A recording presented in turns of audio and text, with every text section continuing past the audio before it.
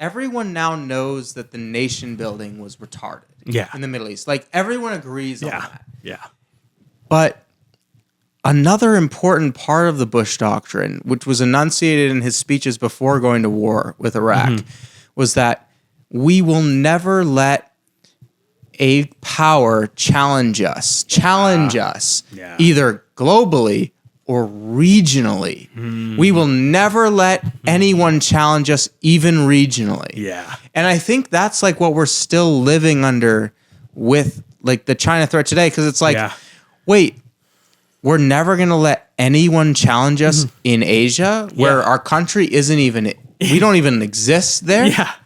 Our territory is like Guam or something. Like, it's some irrelevant Pacific island, you know? Right. We don't really live there. We don't have the civilization there. It doesn't matter. But I think it's a salient point. Like, this is American hegemony. No, because this is what they always say. It's like, because if you say China's not a threat, they say, well, but if they take Taiwan, then they will be dominant in Asia. If we let them become dominant, we can't. If we let them take this island, they'll be dominant in Asia. It's like, but I don't care.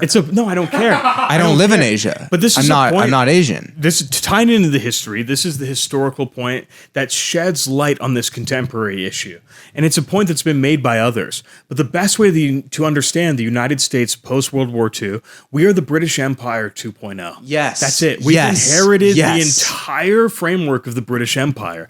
We went overnight from a isolationist country to global hegemony. Yes. And we had to fill the shoes of global hegemony. And how did we do that?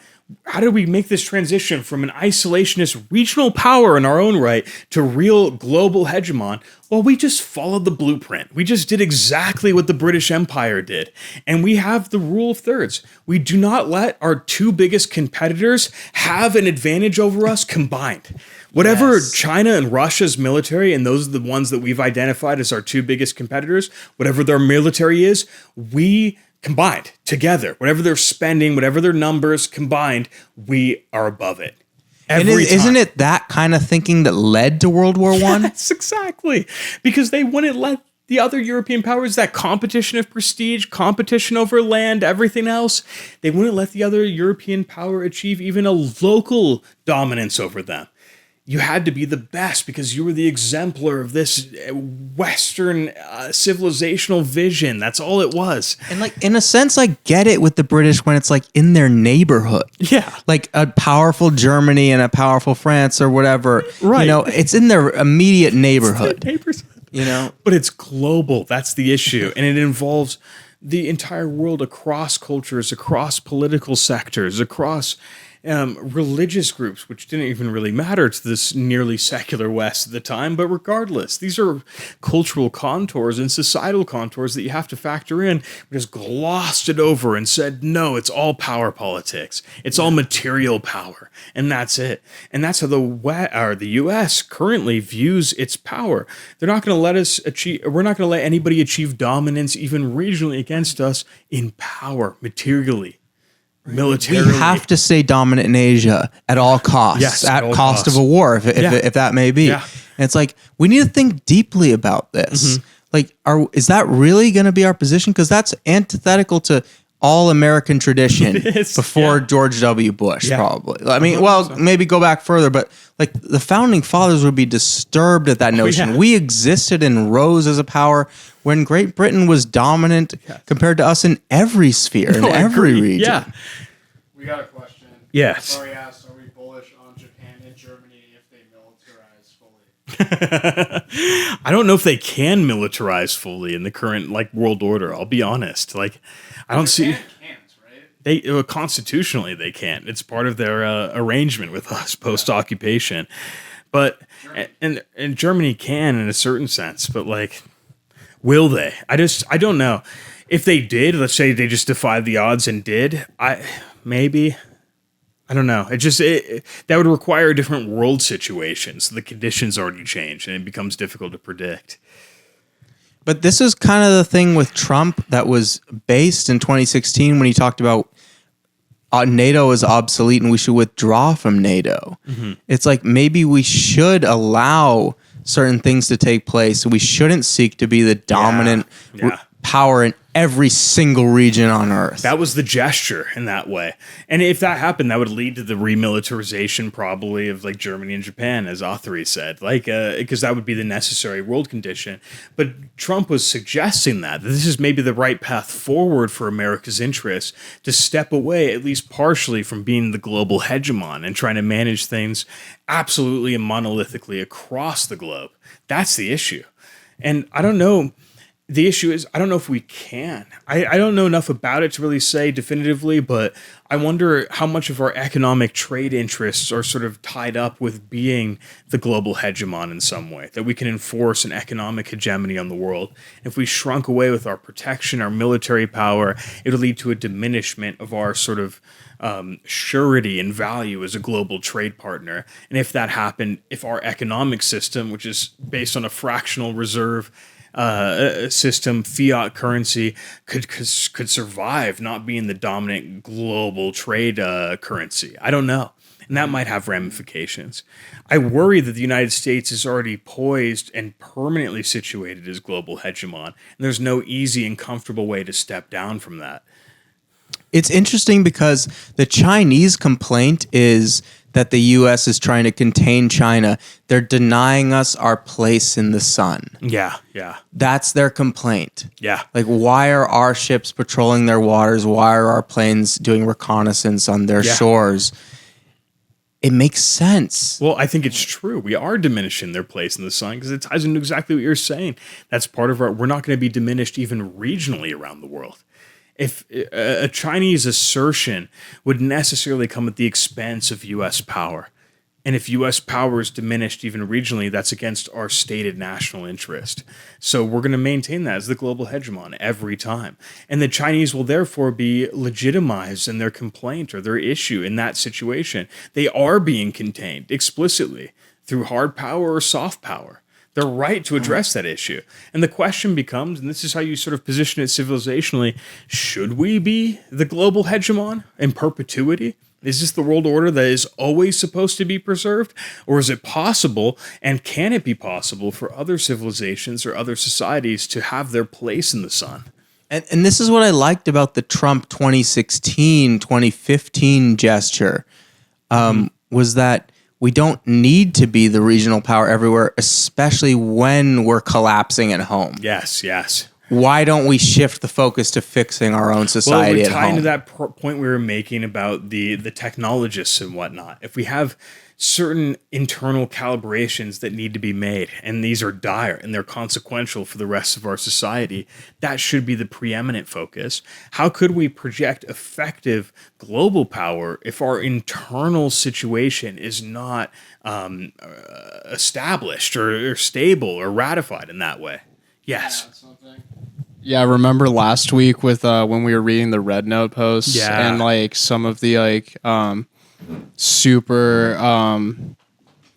China dudes were like, why would you walk the enemy off the cliff if they're walking towards it?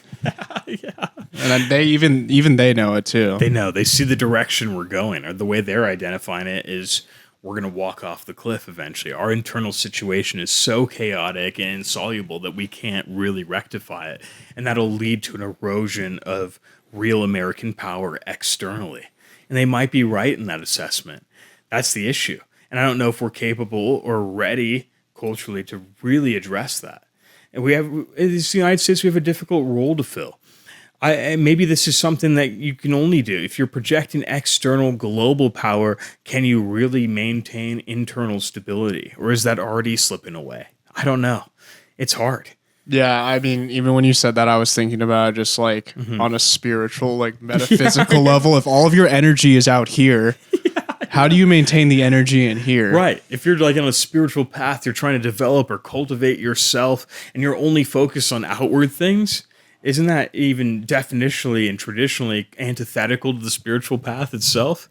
If you use that as an analog, like can the nation focus on itself and on the rest of the nations of the world simultaneously and absolutely? Right, and in that sense, balance? China and us are doing opposite things. Right. Complete opposite paths. They're cultivating that internal stability more or less, and we're we're trying to desperately preserve our external hegemony and sacrificing the internal stability. It's a bad situation. I don't know how it plays out. I'm worried about conflict, though.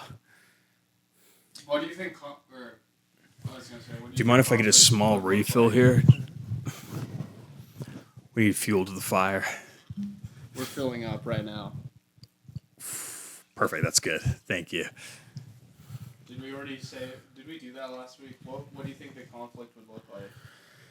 I think we did it a little bit last week, but it's either going to be an economic freeze and you'll see like another Eastern Bloc situation where it's just like you have the Iron Curtain and you can't really communicate these countries that are in China or China or in China's sphere, or it's real material conflict, like actual war, which will just be the worst eventuality. I don't know if war is possible because I think the mutually assured destruction on both sides is just too significant.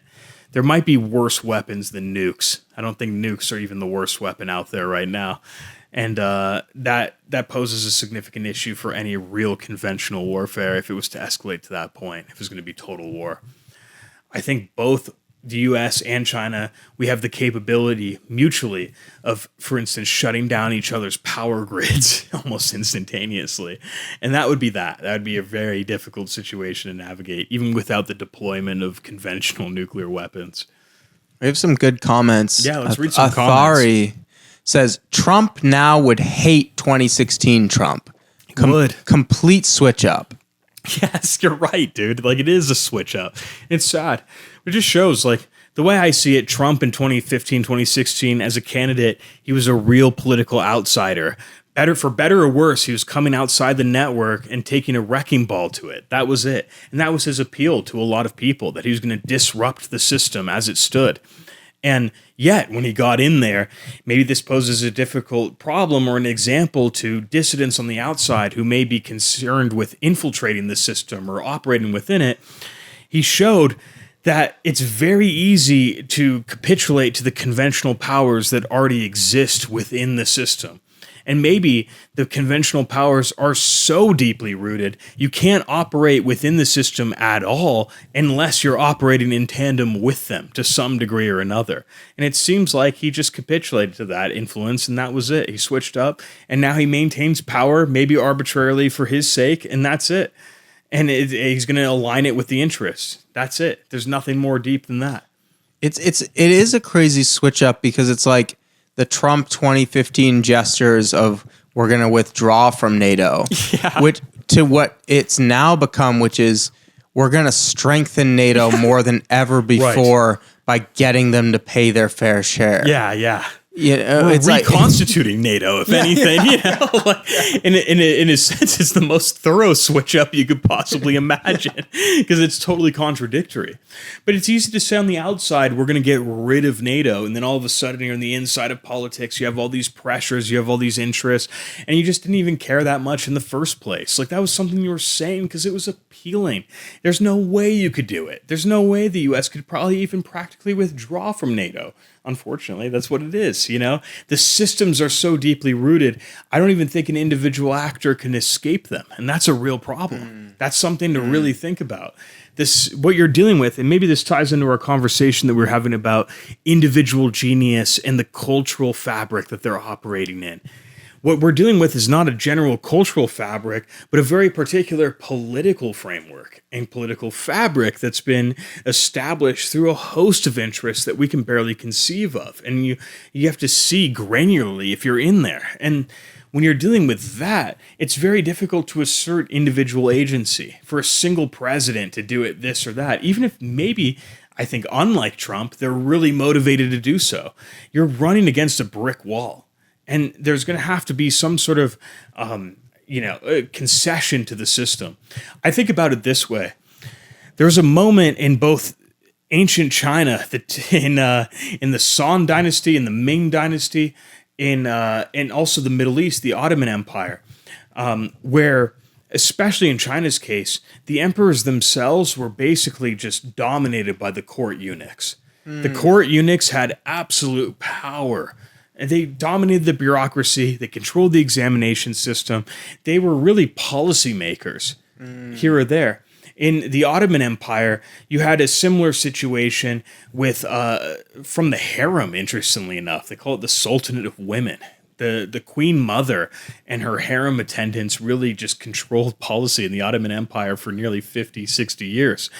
The point I'm making with all of this, you had a succession of emperors in both cases. You had new people coming in, understanding and fully aware of the problem and who the issue was.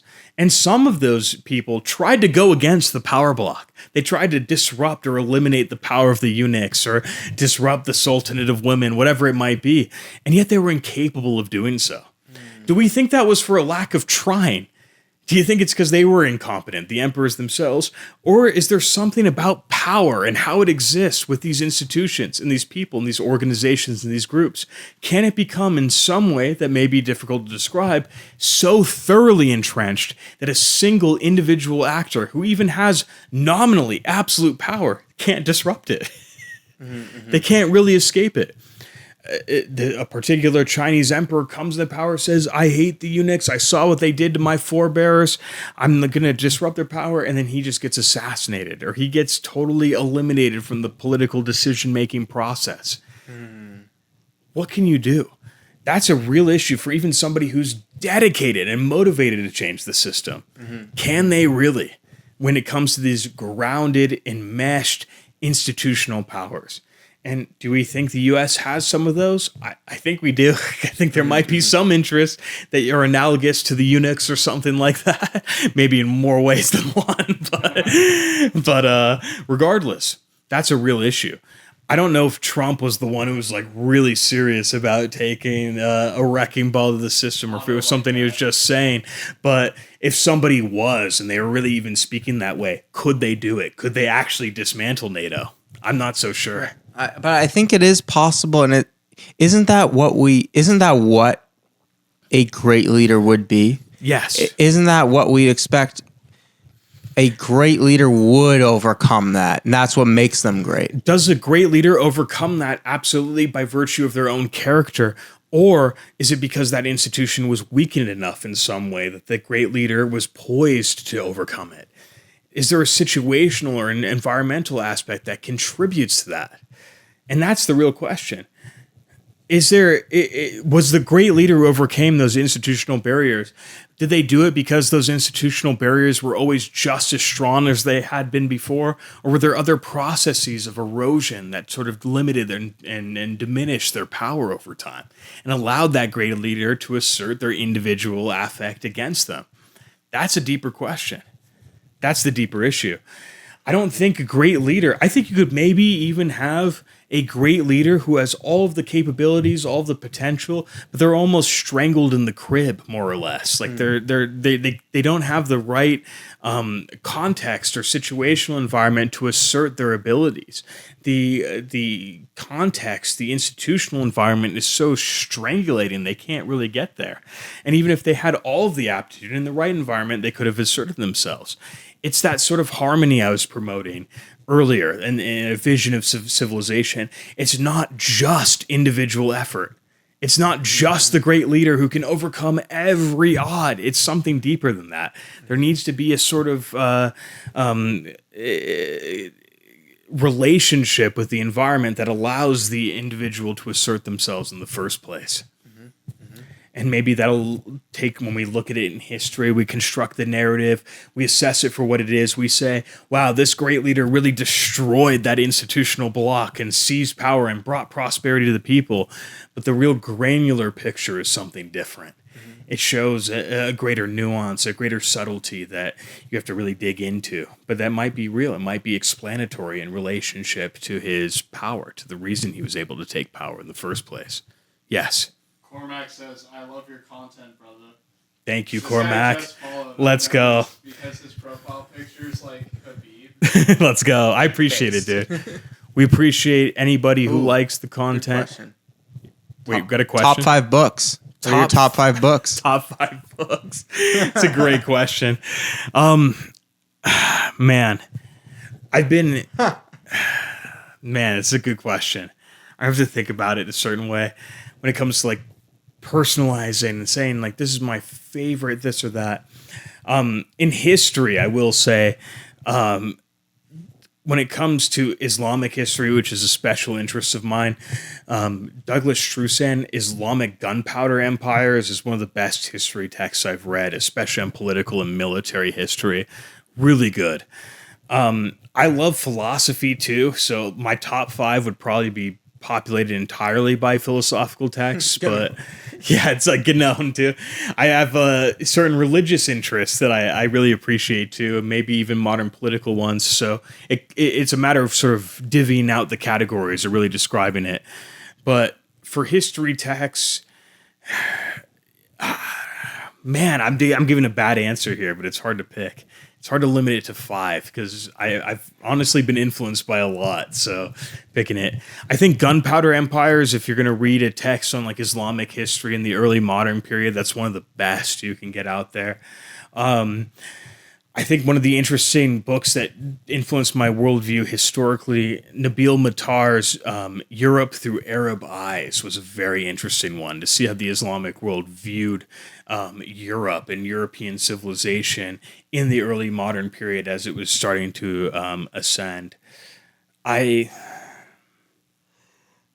don't know. I'll have to start going with like philosophy. What about philosophy? What are best philosophy books? It's going to be the conventional, like basic takes in a certain way.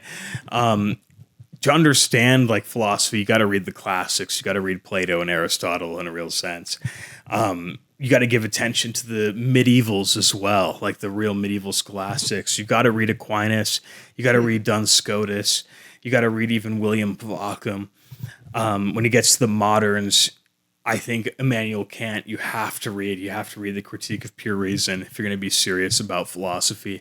It's a dense work. It's hard to understand, but you can do it. You just got to push through. My personal favorite philosopher of the 20th century, I'm kind of an analytic guy. I love Ludwig Wittgenstein. Even though he reneged on it later, I really appreciate the Tractatus Logico-Philosophicus. I think his theory of language in there is very good, even though he sort of disagreed with it in his Philosophical Investigations a bit later. I think Philosophical Investigations is good too. But yeah, there's when it comes to philosophy, I like Heidegger a lot too, in the continental tradition of the 20th century. If you read Being and Time, you can really sit and parse with that text. It's an interesting approach to ontology and metaphysics that I don't think any other philosopher has really replicated. Man, there's a few others. I love Who's the greatest philosopher of all time? Greatest Plato. Plato. Okay. Why? Plato set the groundwork for all later philosophy, and honestly, I can't even say it authoritatively. Alfred North Whitehead, who was an associate of Bertrand Russell, he co-authored the Principia Mathematica. He said it best when he said, "All of Western philosophy is just a footnote to Plato." Whoa. It's a hard quote. Whoa. That's a hard quote. Is it because Plato covered every topic, like every possible thing? Not only did he cover like every topic in one sense, he did so in such a thorough and unique manner, in a way that in a way that had never been done before, and in a way that every other philosopher has either explicitly or implicitly only been replying to. Whoa. Like Plato is the philosopher par excellence in that way. Even Aristotle, I love Aristotle, genius. Aristotle's entire corpus is essentially a response to Plato insofar as he disagrees. Mm-hmm. It's all contextualized. Even his whole philosophy, because its disagreement is contextualized in relation to Plato. And that's pretty much the trajectory of Western philosophy. You could see Western philosophy as either agreeing or disagreeing with Plato in so many ways. And because they're agreeing or disagreeing, they're in that dialectic, it's always Plato, more or less. So I think he has to be the greatest philosopher on that basis alone. It's just so interesting. We're so disconnected from our tradition. Yeah. Like, why isn't every student at university forced to read Plato? Yeah. They're not reading anything. They're not reading anything in one sense, for sure. But at the same time, because so I'll put it this way. imagine you read Plato and you were trying to ascertain his politics. You're going to sort of see what does one of the greatest philosophers, and in my opinion, the greatest philosophers say about politics or the right political organization, which is the topic we started out with. What do you think Plato's ideal political organization is? And how do you think that would square with Western liberal values? Well, it's philosopher kings. The critique is that it's authoritarianism. It is, yeah, exactly. Plato's vision of the ideal society, and when he answers the question, what is justice? From our perspective, it looks like the most totalitarian fascist state you could possibly imagine, where there's a literal caste system with a singular leader deciding when someone is born what they're going to do for the rest of their lives because he can perceive the essential reality of their nature and can delineate their task appropriately. It is the most insane fascist system that we can imagine. So you read it, but every time you even read it in university, it's with so many qualifiers. It's like, well, like this is great. It's such good philosophy. They can't even talk shit about it. They're like, it's so great, but his conclusions are a little problematic, you know, because Plato doesn't even believe that children should be raised by their parents. Like they should be assigned by like proper guardians who can speak to their nature. Develop their nature appropriately. Like it is so far beyond our current liberal political conceptions that, man, you can't even talk about it, you know? Right. So why aren't we taught it? Why aren't we reading it? Because it doesn't square with our current values. It's difficult. And I don't know if we have the honesty, like, because so much of the education is moralizing too. It's like you're teaching you what to think in a certain way. You have to think this way, or at least we're trying to inculcate a framework. And if you don't adopt this framework, then the education failed. And if a text or a philosopher, their ideas run contrary to the framework, then we're not going to talk about it. Or if we do, it's going to be heavily qualified and sectioned off. We can't incorporate it into your framework that we're trying to teach. To give an example of the framework, I love it. I love this professor that I had in college. He was one of the best professors I ever had because he knew what he was doing. He was trying to teach a framework. He wasn't trying to teach an information. He was teaching a European history class for the modern age, starting from the Napoleonic era all the way to World War II. And all of his assignments were perfect because they were designed to teach a framework and not the information. One of the assignments, we had to read the Communist Manifesto and write an essay about it. We had to write a 10-page essay on the Communist Manifesto, but we weren't given any sort of freedom in relation to our writing. We weren't given the freedom to construct a thesis on our own terms, nothing like that. We had to respond very strictly to a prompt. He said, this is the prompt, and if you do not align with it 100%, I will give you an F in the class. He said, is the Communist Manifesto more about freedom or liberty? That was the prompt. Man, what a beautiful, constructed, ideological prompt. You can't say it's about neither. You can't say it's about, it doesn't realize either in any real sense. You can't say that it tries to realize liberty or tries to realize equality and fails. You have to say it's more about liberty or more about equality. And the contrary, the implicit implication is that anything else that goes against the Communist Manifesto and its ideology is not about liberty or not about equality. Man. So you had to argue. If he says you don't say it's more about one or the other and use the textual evidence, I'm giving you an F. And I had to write an essay, 10 pages, saying the Communist Manifesto is more about liberty. That's it. And like, again, it's a trite example because everybody makes a boogeyman about communism in some sense. But regardless, that's a framework. That's an ideology. You're only allowed to approach the text in a certain way that is already beneficial to one side. It's ideological, thoroughly, fundamentally. Can't critique it. Can't say anything bad about it. That's it. So where are the Western classics in that? You can't admit them. They can't be admitted in that framework. You can't say Plato's more about liberty or equality because Plato's not about either. Ever. And that's still foundational to Western civilization. Yes. I'm getting glazed right now. Holy. Everyone's saying you guys are definitely in my top 5 accounts at the moment. Let's go. you're number one. This guy can create an entire podcast with one question off the top. Thank you. It's probably annoying at some level because I ramble for a while, but I appreciate it. And then not Need agoras and symposiums in universities Yeah. where we had a diversity of beliefs debated. Wait, say that again. Read it again. We need agoras and symposias in universities where we Yes. had a diversity of beliefs debated. Yeah. Well, that's the whole point I'm making. There's no diversity of debate at all. And I don't even want to make it a specific political point because it just feels tired to me, like it's this or that. But I think a diversity of points of view in the academy is a good thing. If you want to tie it back to the foundations of Western civilization that our friend here was just describing, that's what Plato's academy was in ancient Athens in the first place. It always included that diversity of opinion. Aristotle was taught by Plato, and yet they fiercely disagreed, and they debated those disagreements, and it was a good thing ultimately. And we've fruitfully benefited from those debates. There's no doubt. And to sort of stifle that, to strangle it in the crib, to use that term again, man, it's going to diminish our own intellectual engagement. And speaking of that, what happened to the discipline of rhetoric? Yeah. What happened to that? Because it seems like when you read ancient Roman texts or ancient Greek texts, they're always talking about the rhetoricians and rhetoric. They were trained in rhetoric. They were trained to debate these things. Do you know what this is? It's not even from the modern perspective where words are just like, wow, I can persuade somebody for practical purposes. I manipulated them to my advantage. It's not that. That's not how the ancients saw it.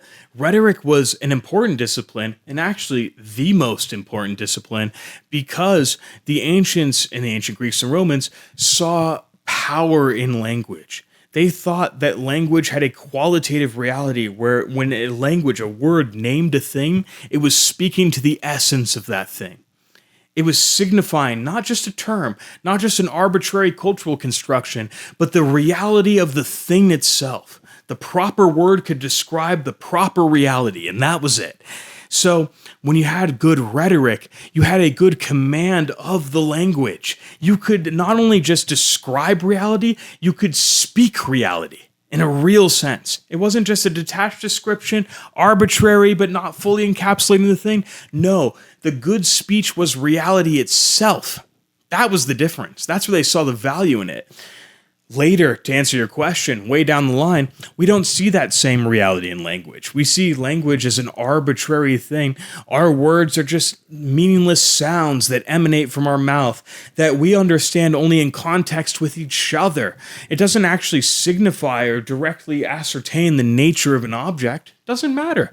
It just says it, and we know what it means in the context of our own language game that we're playing.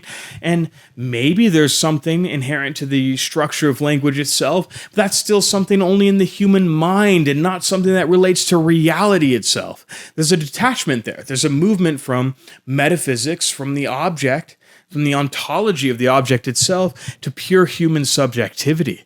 And the way the Romans or the Greeks saw rhetoric, good language was speaking to the good of a thing. If you could articulate a thing well, you are articulating its essential true reality. This is another digression, but you could show how well the Greeks and Romans praised or valued rhetoric. You could see like the salaries that were paid to workers and slaves in the Roman Empire. I think it was Claudius, I might be wrong on the empire, but he commissioned a survey of all the wages that were being paid at different jobs in the empire. And Greek slave rhetoricians were being paid the most. Whoa. Slave rhetoricians. Yeah, because Greek slaves, scholars, the Romans enslaved like Greek scholars, basically, Whoa. to tutor their kids and tutor the elite and everything else. So, but mathematicians, architects, paid less. We associate Rome and the Roman Empire with its great architecture, its aqueducts, the Colosseum, the Parthenon, whatever. But no, the architects were paid the least. The rhetoricians were paid the most. The priorities were different. They're different, totally different. Yeah. Because they saw that value in language. It's speaking to a true reality was more important than the architectural structure that you create that we value now because it's practical. The architecture stemmed from the reality that the rhetoricians created. Yes, that's the way they would see it, 100%. Whatever the rhetoricians could describe in a meaningful sense, that's where the architecture in some way would flow from. It was a principle. It was a truth, a real truth, an objective, mind-independent truth that they were ascertaining. Absolutely. So, yeah, again, it's a long-winded answer to your question, but that's where did the rhetoric go? I think it sort of decouples from this new association with language that we have, where we see language as arbitrary. It maybe signifies something. We know what it means, but that doesn't say anything about the object itself.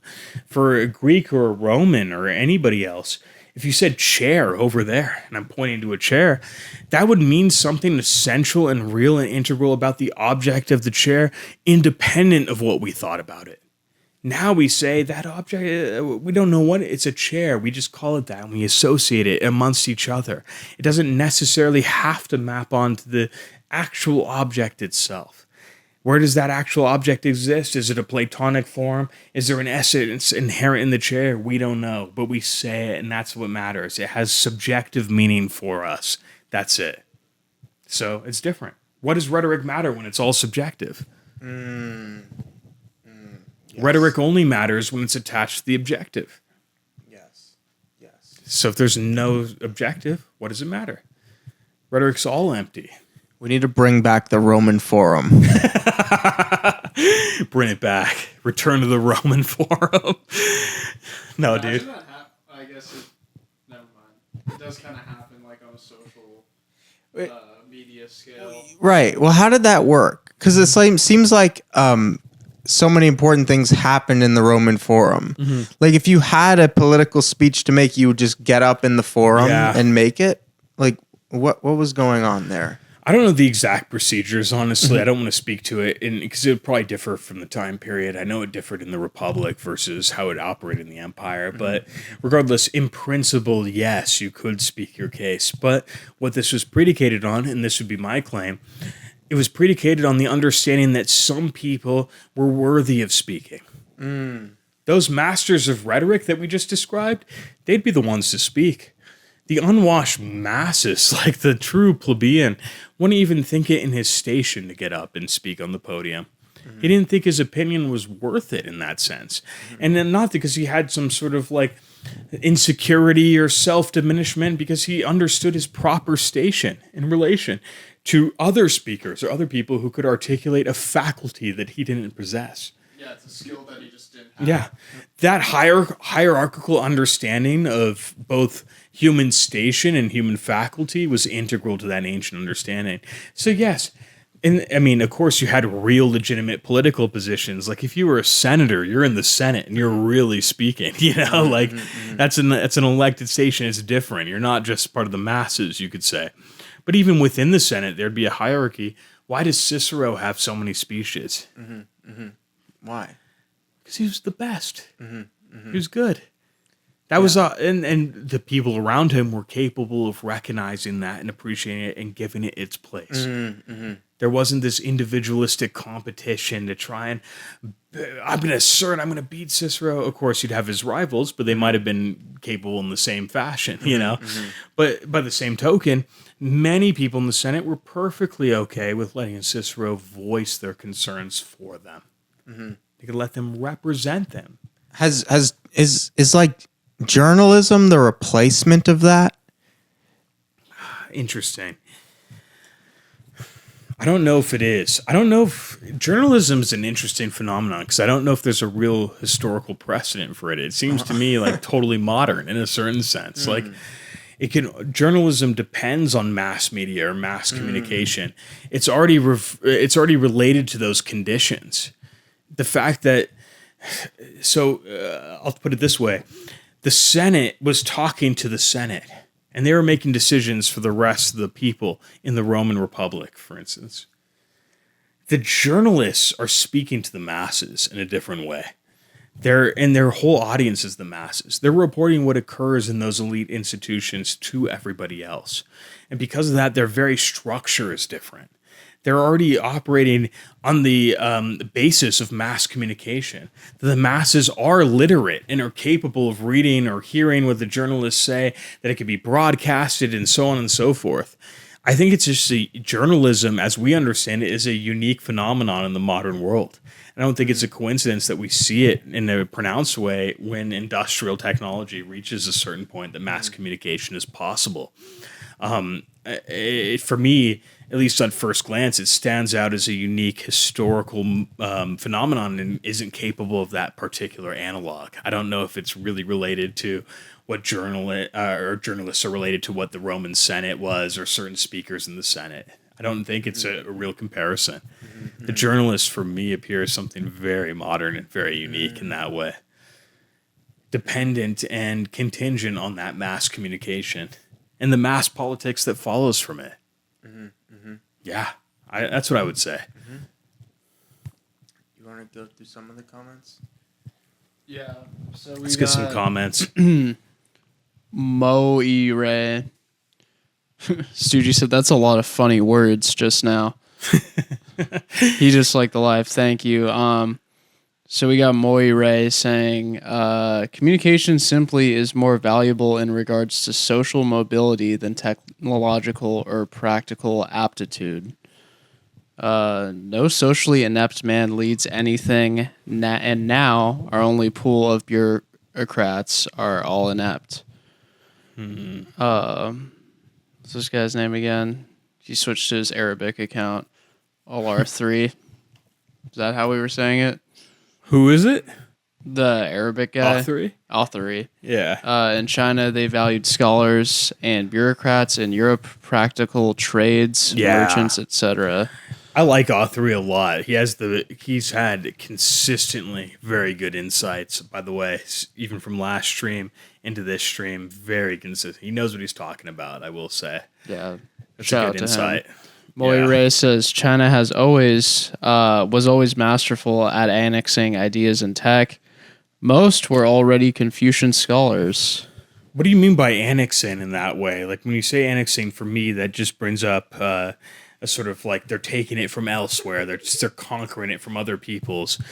I would say the Chinese have come up with a lot of independent innovations and inventions, but I want to clarify that term at least. He said, after that, no need for Chinese practitioners, since all apt Chinese politicians had to practically just know the classics. Wait, read that one again. No need for Chinese practitioners, since all apt Chinese politicians had to practically just know the classics. But again, it's like, maybe I'm misunderstanding you, but what is apt in this way? You use the term apt, but is that in reference to sort of the Western technological paradigm? And then knowing the Chinese classics is not apt? They have a practical knowledge in the wrong direction? Or are you saying they should have a practical knowledge in the right direction, which is the Western technological paradigm? I just need clarification. The most recent comment is funny. What is it? Stoogie said, in the U.S., we value private equity rug pullers. Yeah, we do. No, it's right. It's true. It's not the most reduced, pathetic type of capital to Haktua. Yeah, it's Haktua. Yeah. Made a crypto coin and pulled the rug. She's at the highest level of popularity. Yeah, it's the highest. You achieve viral social media success. You just rug pull on a crypto coin.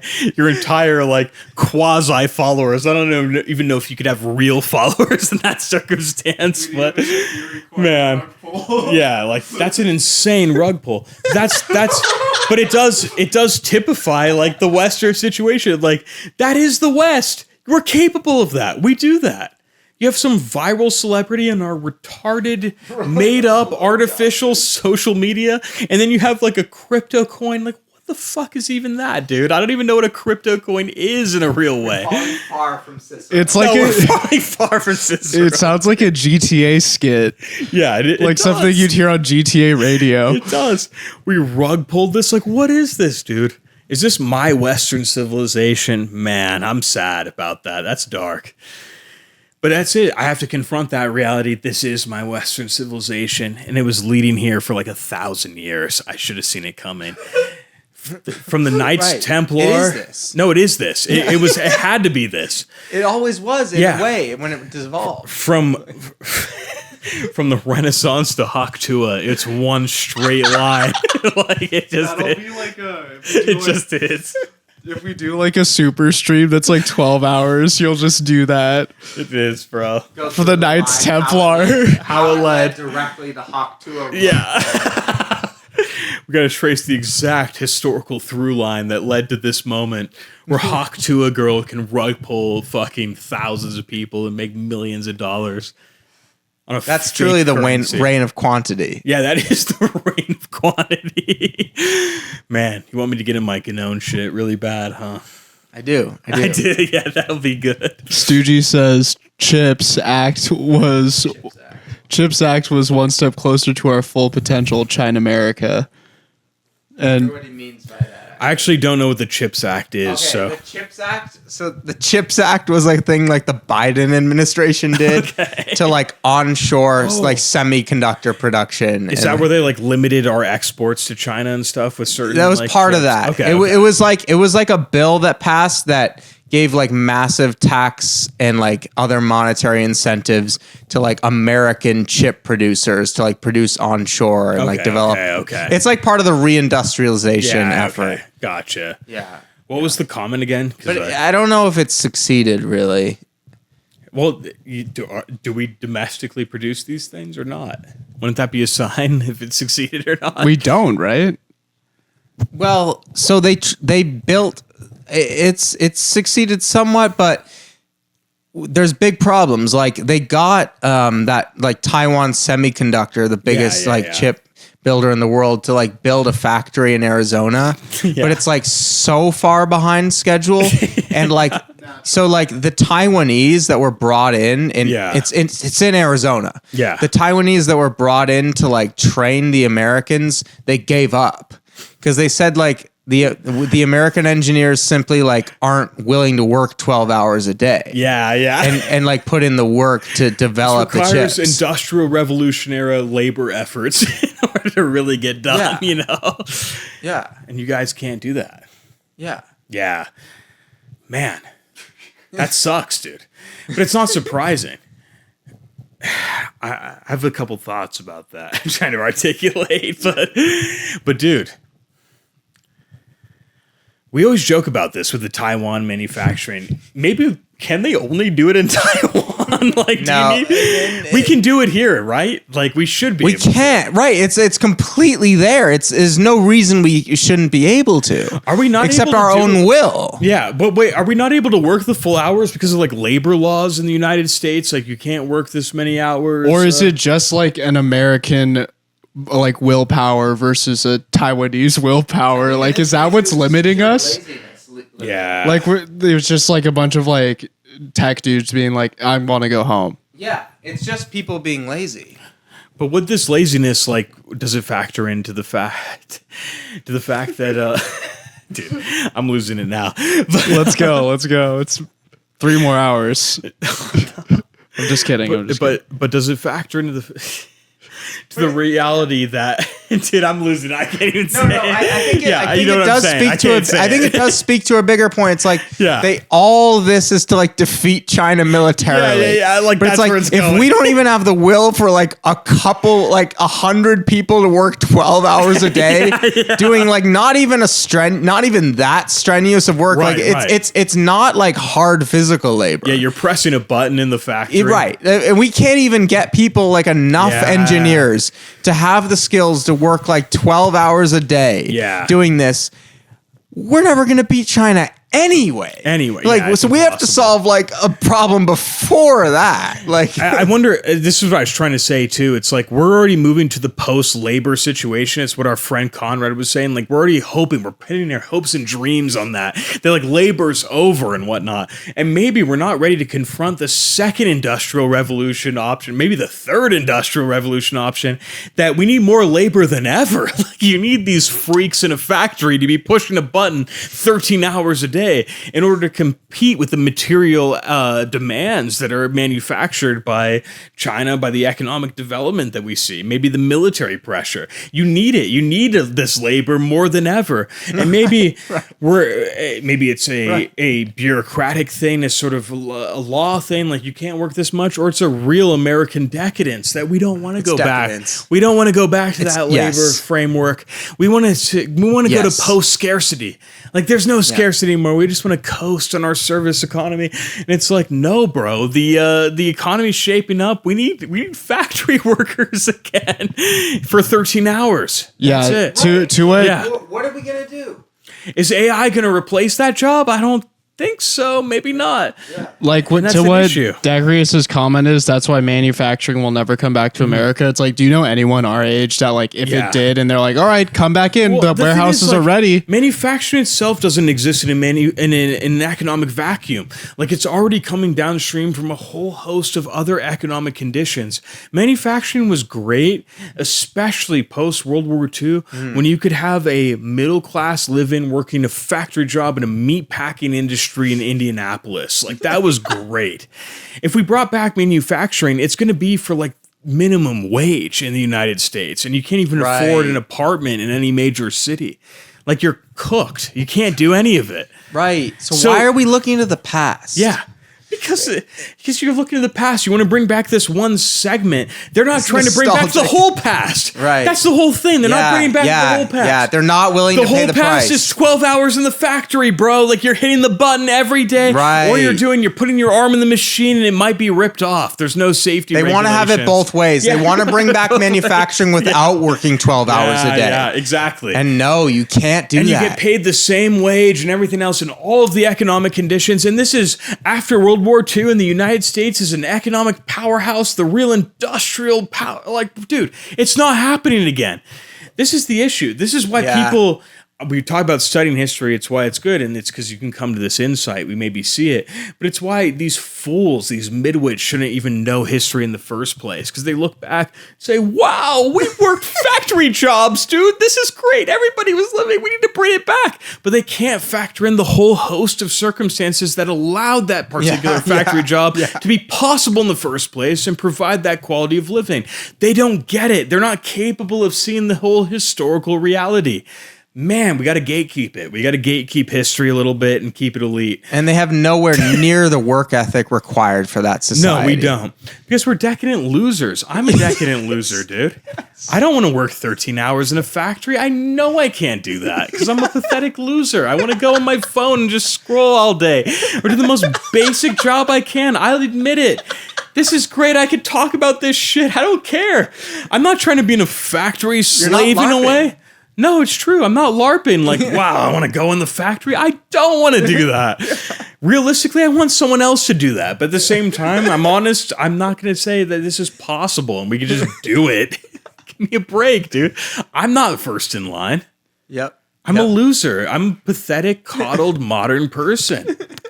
I'm not living in the fucking woods and living off the land. I'm not working in a factory in an urban center for minimum wage. I have my kid coming in like, all right, son, put your hand in the machine and see if we can fix this part.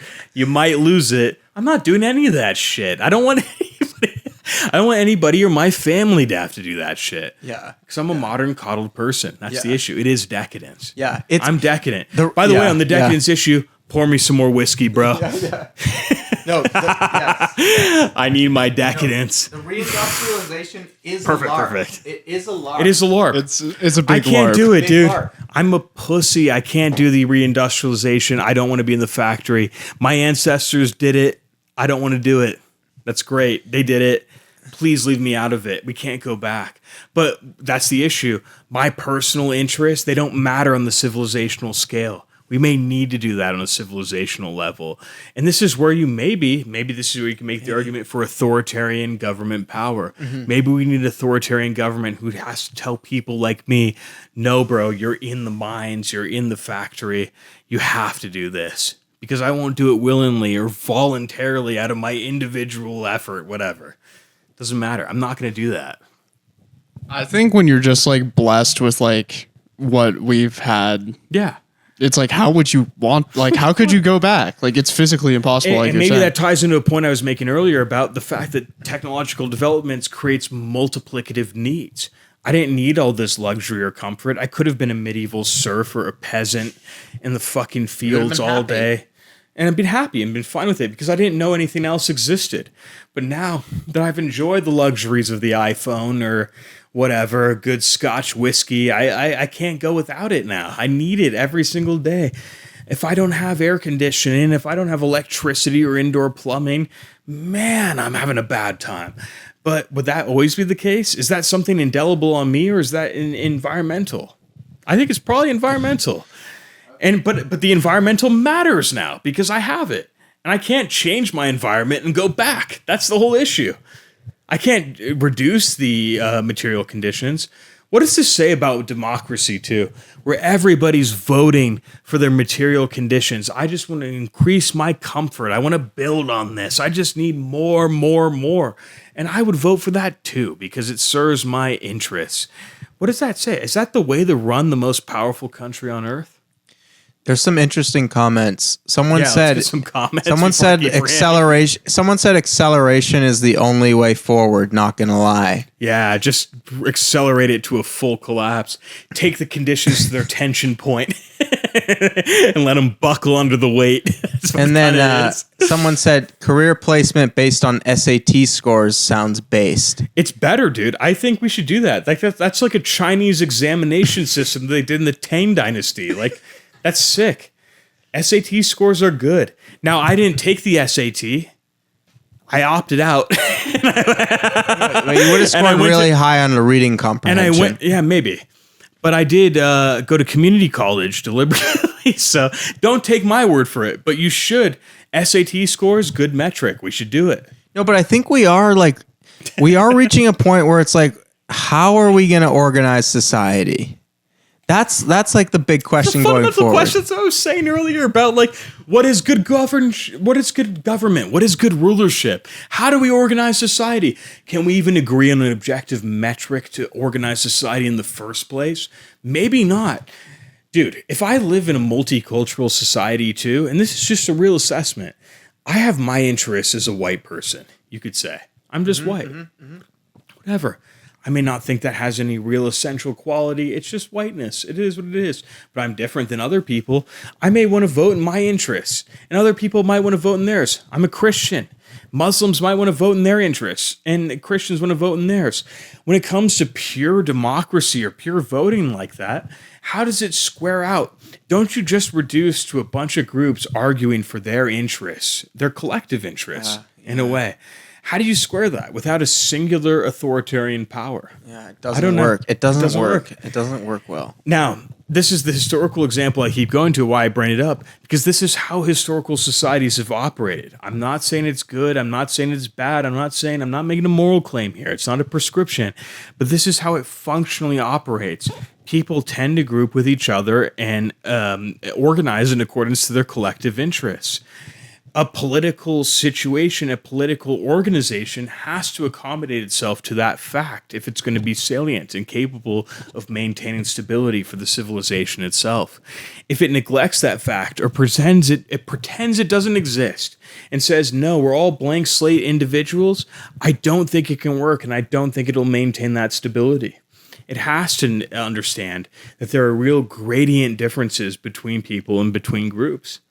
One guy says, "What if we could vote on our phones? Problem solved." that isn't that the tyranny of the masses? That is the tyranny of the masses in a real sense. And dude, I don't think people should vote. I think if you own a phone, you probably shouldn't be able to vote. Like, it's just it's just like you're already disqualified, and I'm disqualified because of that. But like, dude, I think about it for myself. I sit here, I'm a random guy in the middle of nowhere. I'm scrolling on my phone. I think I'm informed on these topics, and I get to vote. I'm an American. I get to vote in my election.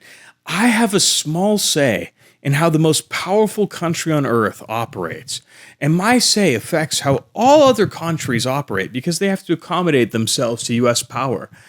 I am a nobody.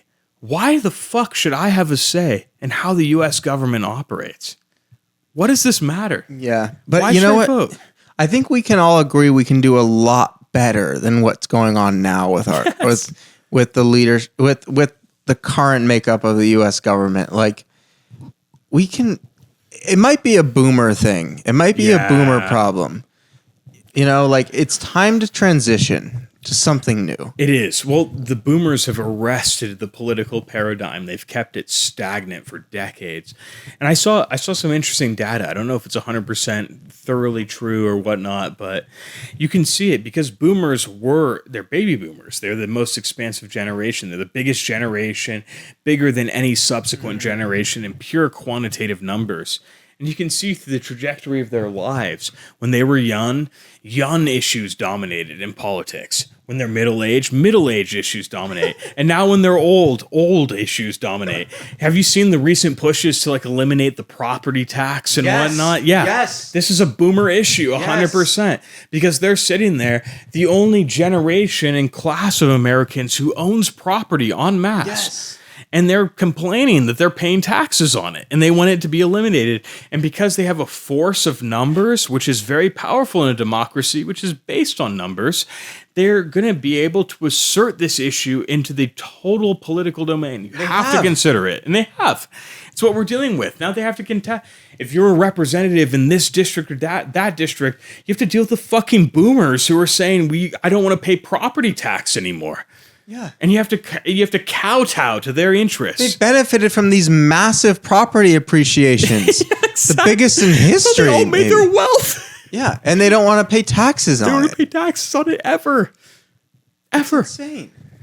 And they don't want to give an inheritance, whatever. We can rant about the boomers forever, but it's a self-interested generation. But my point is that can affect the politics. And that's the very nature or structure of democracy or a republic itself. It has to appeal to the masses in their general interests. When the boomers, who are a quantitative majority in some sense, rally and appeal and lobby for a particular political issue, the powers that be have to kowtow to it. They have to acknowledge it and at least pay lip service to it, more or less. And you see that debate right now.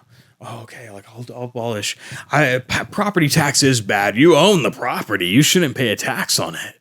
It's like, dude, what is this? This rhetoric never existed 2 years ago. It's totally made up. Right. It just happened. Yeah. You're going to talk about it as if it's a principle, like, oh, you own the property, and they connected to the founding fathers or something like that. Everyone in world history has paid tax on the property they own. The best thing, the biggest tax in colonial American history, because these people connect it to the colonial past and the founding fathers, the biggest source of revenue and the majority tax in colonial history was property tax. Yeah. So the founding fathers themselves instituted. And you're telling me the founding fathers would hate property tax? Bro, they created the property tax. What are you talking about? You're totally wrong. Yeah. But that's it. Everybody's vying for history. Everybody's combating for that narrative.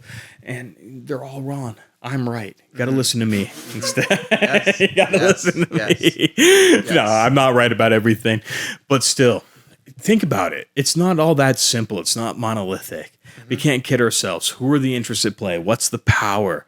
If we're going to admit a world where arbitrary power exists, who's arbitrarily wielding that power and for what reason? That's something we have to really consider. Mm-hmm. Mm-hmm. And the boomers fall for all the psyops too. They do, dude. Like, they were the ones who were gung-ho about banning TikTok. Yes, exactly. They're just psyoped into banning TikTok. They're psyop because it's Chinese spyware, dude. Yeah, I think moving forward, boomers are kind of the telltale of what to avoid. Mm-hmm. For me, at least, I'm just the boomers are rocking with this. Wait, I need to reconsider. Yeah, let me think about this for a second. Suspect. Because they're boomers more than ever, they're insulated in their own media environments. They're actually a real case study in media bubbles. So the average boomer does not exist on the internet in any meaningful way. The internet, for all of its faults, you're at least exposed to a whole host of information. Some of it so fucking stupid you can barely believe. Some of it true. But you at least have to sift through that. You're engaging in some sort of critical thinking apparatus in order to differentiate that information in the first place. Boomers are just watching CNN or Fox News. That is their only source of information. That is it. They don't do anything else. I know plenty of boomer who sits almost like it's a fucking full-time job and watches CNN or MSNBC or Fox News, and that is their whole source of information. They don't engage with anything else. And they come up to you self-satisfied and say, "Do you know what's going on?" And it's like, "Yeah, I do." And you present some sort of tidbit of information outside of their media purview. Like, "You don't know what's going on. Hannity said this." And they tell you about Biden's auto pen. Like that's They tell you, it's some confected mainstream media Fox News bullshit that you've never heard before because you're not plugged into it. It's some insane narrative, and they believe it as sure as you're their grandchild or something like that. They know that's the truth, and you have to navigate that. And you're like, "What are we doing? How do we even? Okay, Grandpa, like, let's talk about this. Have you considered it from this angle?" No. Because their whole mind since the 1960s has been the television. That's it. They're the original iPad kids. They're the original iPad kids. Have you seen these fucking videos of the kids scrolling fucking attention span? They're scrolling the iPad. They're playing Minecraft here. It's disturbing. Boomers were the first ones to see the television, dude. Their parents sat them down on that felt carpet in the 1950s and said, "Here's what's going on." And they sat there wide-eyed, eyes glazed over, assimilating every bit of information, every single word from the news anchors. They internalized it. They took it. It went to their soul, not even their brain, their soul. They felt it. Whatever Walter Cronkite or whoever, I think I got his name wrong, but whatever some random fucking news anchor said, that is gospel truth to a boomer. So when their new media fixation says something, it is hitting their soul on a level that we can't understand. We have a natural skepticism in relation to media. They don't. They still believe the TV tells the truth, and that's it. That's it. Yep. We're getting some good comments. Let's get some comments in here. Boomer hate is the rare instance where hating someone above you on the totem pole isn't Reddit coded. Yes, it's not Reddit coded. It's real. It's real, dude. They deserve it. And then Decrius says, "I'd rather China have my data than America." Yeah, real based. Yeah. I would too. I don't trust America in that way. Have my data. I still trust it. Maybe it's naive, but I trust the Chinese totalitarian CCP to maintain my data. I think they're more honest in a certain way. They're honest about what they're doing and what their real principles are. I think it's based. It's at least an instance where, like, well, the next comment kind of speaks to this. Yeah. Stuguy says, "I'm excited for Larry Ellison to own TikTok, CBS, and CNN. Yeah. Media bubble will get so much worse." Yeah, this is great, dude. We need one billionaire who happens to hail from a certain group here or there. He just controls all media. It's just mainstream media, social media, mainstream news. Fuck, what could go wrong? What? Don't say it. I don't say it. I'm sorry. I gotta chill. Wait, what happened? And this is a big The stream shut down. this is No a shit, the stream's gone. this The is a power big just went out. disappointment with like the TikTok negotiations because we were supposed to save TikTok, Yeah. not let like Western powers steal TikTok from Yeah. China. Like it was like TikTok was a competitor to Silicon Valley, to Western Isn't media. that just an extension of the foreign policy principle that you brought up, where we're not even going to have regional weakness? Like we're not going to even in regional in this sense is virtual. It's like we're not even going to have social media weakness. It's just if the Chinese are dominating us in social media and TikTok is the superior product in that way, revolutionize short form content. I mean, can't compete with it. We have to take it. We have to make it ours. It has to be ours. That's so true because we say that about China, where we literally just did that. Yeah, we just did that. We stole their shit. And we're going to Right, control it. right. Do you think our censorship policies and the fucking companies that own TikTok now, which are aligned with certain interests, U.S. interests generally, but they're aligned with certain interests, and yet they're gonna. Do we think that their censorship measures are not going to be draconian? Do we think they're going to like create a marketplace of ideas? After what we just lived through with the COVID censorship, we literally just lived through like the most totalitarian censorship regime ever. I know. You know, Dude, that man, we're gonna go. No, you can keep going. We're gonna go. and we're just gonna We got the late night audience. We're gonna It's good. accuse China of censorship, Yeah. which there's no evidence of on TikTok. And They never censored us once, dude, on TikTok. Never once. Give me one example of real Chinese censorship.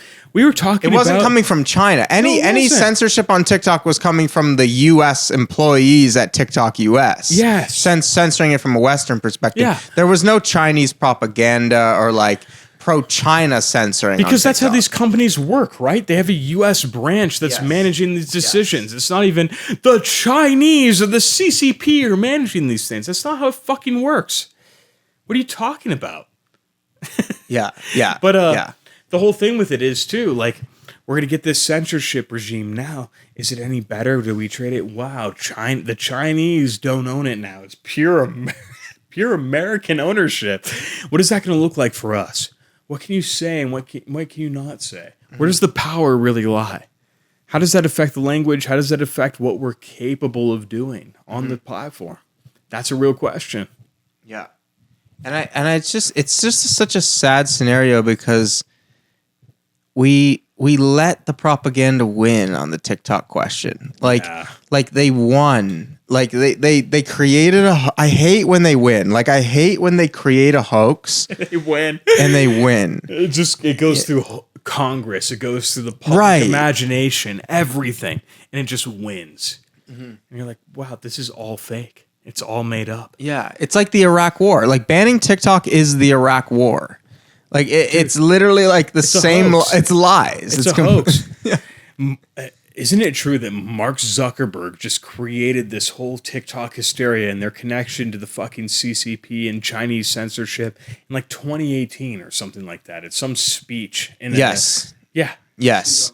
He gave a famous speech where he said, this was when TikTok was new on the scene and was like massively cutting into Facebook's profits. Yeah, it's cutting. They were the bottom line, new kid on the scene, the fastest growing app in the world. And Mark Zuckerberg saw an opportunity to go to Washington, D.C. and give a speech in Washington, D.C. where he said, we cannot let the Chinese own the internet. Yeah. We cannot let a totalitarian censorship regime have a say in the internet. By the way, Mark Zuckerberg, who is coordinating with the FBI to censor information on his social media platforms. You know? Right. Well known. Well established now. Right. But this is a Who totalitarian... banned the sitting president of the United States from Facebook. Right. That's not a censorship regime, though. Do you see my point about history, these moralizing narratives where it's like, we can say they're bad, they're an authoritarian, that has some sort of moralizing weight that we have to really condemn and go against. But when we functionally do the same thing, narratively, we're capable of smoothing that over and saying, no, it's not the same thing. It's all fucking bullshit. Talk about, maybe this is another point I didn't think of, maybe rhetoric is still alive and well, but it's now detached from that truthful conception of what language represents, and it relates to something pernicious. It's power grabbing. The powers that be know how to use rhetoric in their favor. They'll say, no, China's an authoritarian censorship regime. But what we're doing, oh no, that was a mistake. I'll go on the Joe Rogan podcast, the fucking broccoli cut, and I do jujitsu now. Right. And like, don't you love me? Right. Isn't that fine? Right. That one was so egregious, bro. Like that one was instant. I got the broccoli cut, Yeah. dude. Do you accept me? Check out my chain. I got Look the at my broccoli gold cut. chain, dude. It worked, and it worked. People eat it up. They're like, wow, Mark Zuckerberg transformed. He's beast. Like, this dude, he was fucking coordinated the FBI last week to censor information. What are you talking about? Yeah. Are we joking here? This is why I guess we don't even know what the vision for this show is or whatever we're doing. And we're talking about history, and I love talking about history. But I guess one of the visions, and it's something that's come up as we've filmed, as we've streamed, I hate the moralizing historical narratives. These fucking Haters, these make sure to like and subscribe. in the past and grab up a couple fucking loose Theory of everything today. This is what it is. This is human truth. This is all that is. No, dude, you don't get it. You don't get the history. It's something more expansive than your fucking tiny brain can comprehend. And I don't give into the sentimentalist, moralistic lectures that you're going to give me. Fuck you. Fuck that. We're going to treat history. It's serious. It's people's lives. How many of our ancestors lived through thousands of years? How many ancestors do we have? Tens of thousands, hundreds of thousands, millions when you get to a certain point.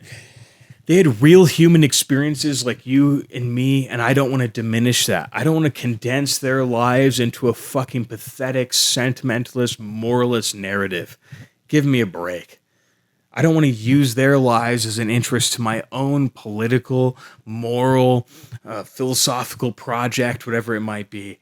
Fuck you. Let's give them their due. Let's treat history seriously.